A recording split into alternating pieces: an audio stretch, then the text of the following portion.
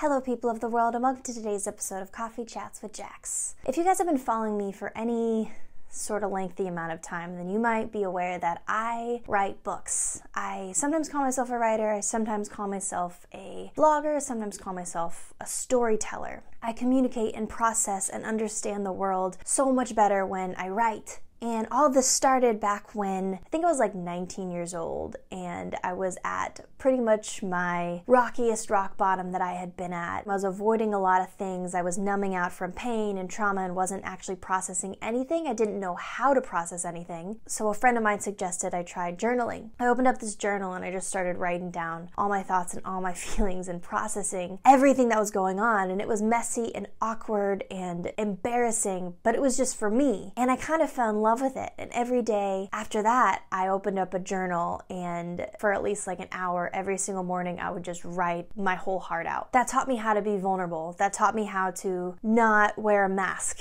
That taught me how to really get to know myself in a way that I wasn't trying to present to the rest of the world. I learned how I felt. I learned what I liked. I learned what I did not like.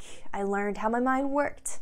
I learned how I processed, and that was so important. And so a couple of years ago, I was asked by a new friend in a coffee shop if I had ever considered writing a book. And I thought he was crazy. I was like, me write a book? I am so not worthy. I didn't know how to write. I didn't study it in school. I'm terrible at spelling and grammar. I just like to write out my feelings and my stories and find life in them and find purpose in them. That night, all I could think about was the idea of going through my journals and my story becoming bigger than just in the pages of the books.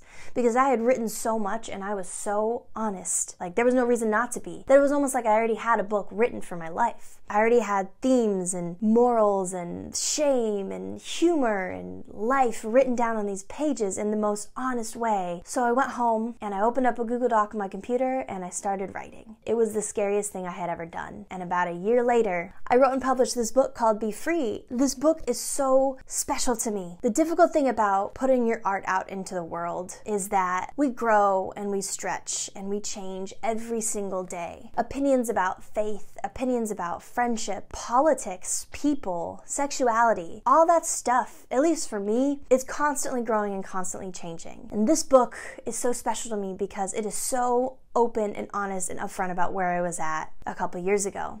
And it changed my life because it taught me that I had a voice. Writing that book was one of the most empowering things I had ever done because it showed me my story on a piece of paper, a whole book full of pieces of paper. It taught me how to find purpose in even the messiest parts of my life. It taught me that my story mattered. After publishing that, I decided I wanted to write book number 2. And that's the book that I'm almost done writing right now, and it's called Finding Home. But Finding Home was much, much trickier because, you see, I started writing that book when I was living in Boston. And I had no idea what the story was going to be. Like, when I started Be Free, I knew the ending before I even wrote the first page. But when I was writing Finding Home, when I was beginning, I was in it right then and there. I knew it was going to be about what home means when we grow older and we realize that it's not like a white picket fence with a golden retriever and freshly baked cookies at home like in the Brady Bunch. I knew that. But at the time, I was convinced it was going to be about a geographical location. I had just picked up my life and moved to Boston on a 3 days notice. That was the most impulsive thing I could have ever done. And I thought that's a perfect opportunity to write a book because I had moved 8 times alone the whole year. And I was wondering what I was chasing, and I kept finding myself in these conversations of what does home mean to you? And so I'm writing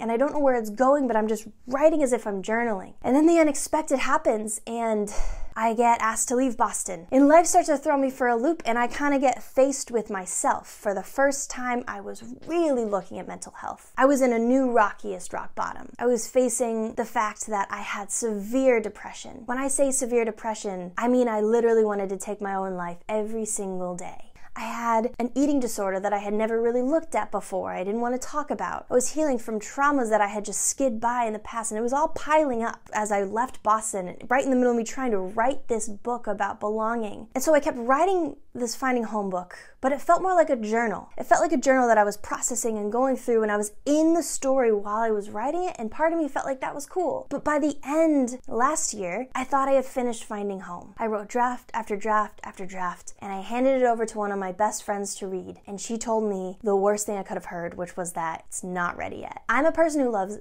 to do things quickly. I like deadlines. I like to move fast. I like to get things done. I get impatient with myself. Her response to me was that you need to get deadlines off the table. Put yourself back inside the story. She told me, she was like, you were too close. And so I started over. I got a bunch of colored markers and a big piece of paper and I mapped out what I wanted to say. And I learned so much more healing at the next draft.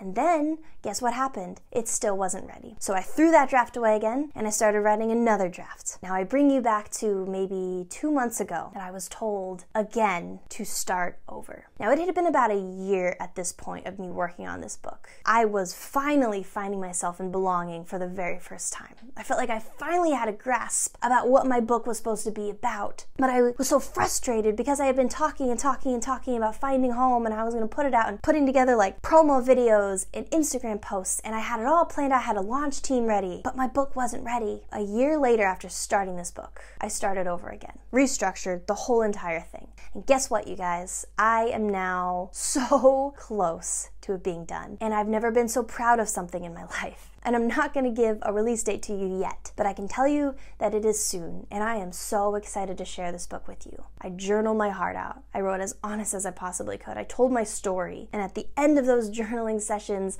I was able to look at my story and write a book about it. And it's going to be out soon, and I would love it if you guys read it. If you would like to read the prologue to that book to kind of get a first glimpse, then I have uploaded that onto my Patreon page, which is, if you're not familiar, a site where people can choose to support me for as little as $1 a month as an independent writer. You get a sneak peek at the prologue, your name will be in the acknowledgments of Finding Home, and you'd be supporting me and helping me do what I do for a living. If you guys want to purchase my book, Be Free, the first one that I wrote, that would mean the world to me. You guys doing that helps me way more than you know. There's going to be a link for that in the description box below. Thank you for watching this. Thank you for supporting me and caring and just being on my team. You guys are amazing. I love you, and I'll see you next week.